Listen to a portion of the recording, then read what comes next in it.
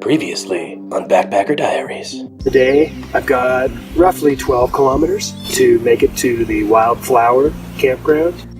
It's my first time seeing grizzlies this close. Now it's just a faint, sort of mashed down trail through the grass here that I'm following, so hope I'm on the right track. All I need is a little time to get behind the sun and cast my weight. All I need is peace this mind. I can celebrate. Today is August 30th, 2017, and after covering about 15 kilometers yesterday up and over Pulsatilla Pass, it was really nice to get back on the nicely maintained trails around the Badger Pass Junction campground there. You can see this nice bridge work that is present along the Johnston Creek as well. I've got a short day, only about 8.5 kilometers to get down to J09, also known as Larry's Camp. So I'm going to take some time to enjoy the short side trip up to Luellen Lake, where there's another campground there. It's only about 2 kilometers round trip from the Johnston Creek campsite. So I'm about to cross back over this bridge and see how I go. It's definitely heavier smoke today. The sun is already looking kind of orange as it shone through the trees down on the camp. So good thing that I'm not going to be huffing and puffing over any mountain passes for today. All in all, there's something to give. All in all, there's something to give. All in all, there's something to do. All in all, there's something to do. All in all, there's something to live with you. With you.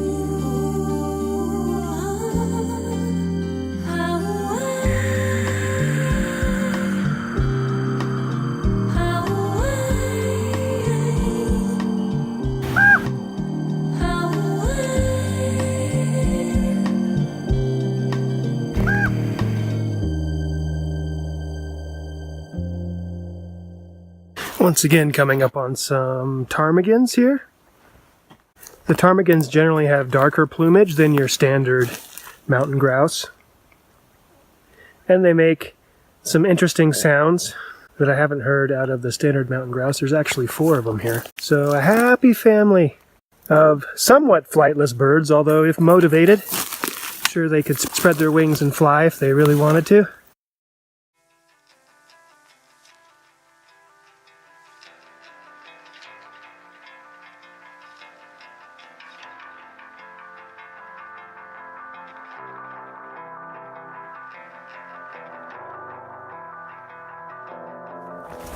I made it into Larry's camp early enough to relax for a while and enjoy a little side trip down to the ink pots.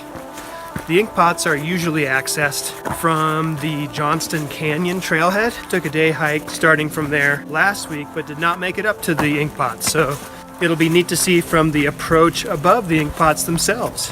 It is indeed a very popular day hike, but maybe it'll be a little less busy in the evening hours. Let's have a look.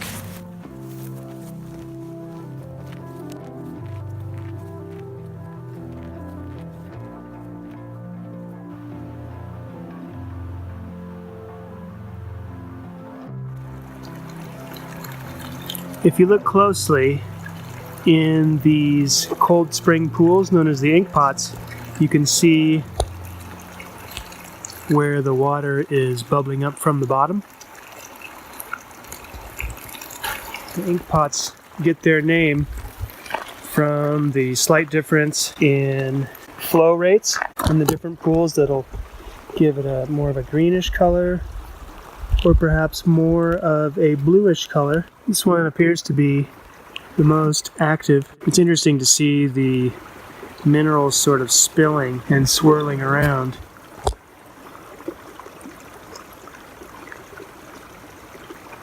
Couple feet below the surface of the water, it's easy to see where the ink pots get their name. Higher viscosity sort of swirling around a couple feet underneath the water. Pretty neat. And not a bad view of the mountains either. Just a little smoky tonight. Maybe the haziest air quality I've seen so far on the Sawback Trail. Definitely reminds me of Yellowstone, but these aren't running hot like geysers. This is just a cold spring that maintains a year-round temperature of about 4 degrees Celsius.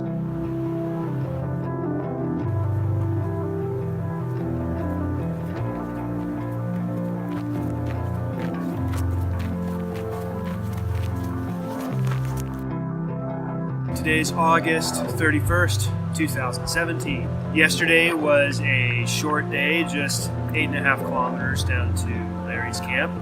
It allowed for a couple of different side trips to Luellen Lake and to the ink pots, totaling an additional 6 kilometers or so. Had some time to wash up and even do some laundry. So it was nice to have a short day in the middle of the trip. Was not expecting to have this gigantic campsite to myself, but here I am.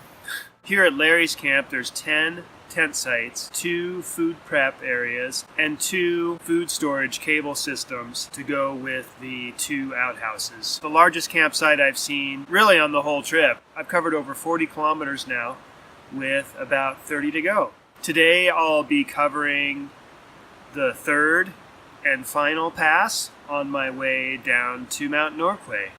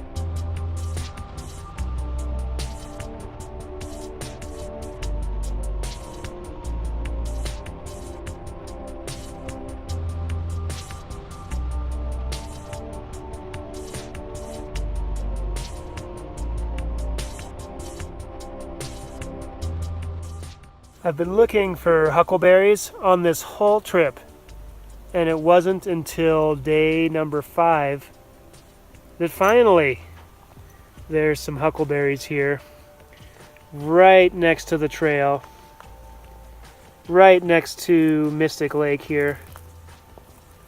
Delightful.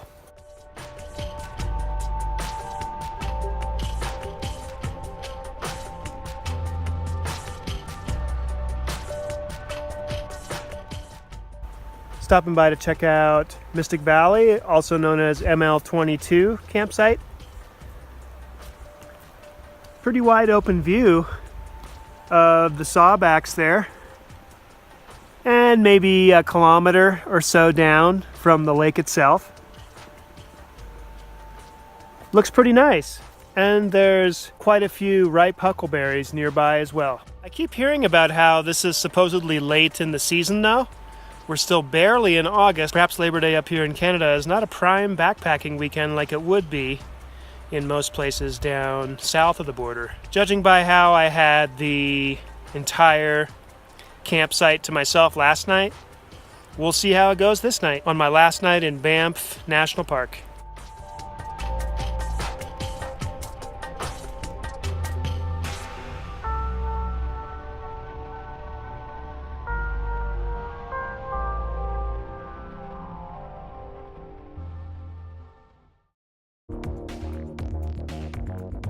On the next Backpacker Diaries. My camp fuel ran out. I'm hoping that I can bum some hot water or else some camp fuel. Definitely got lucky with the weather this time around.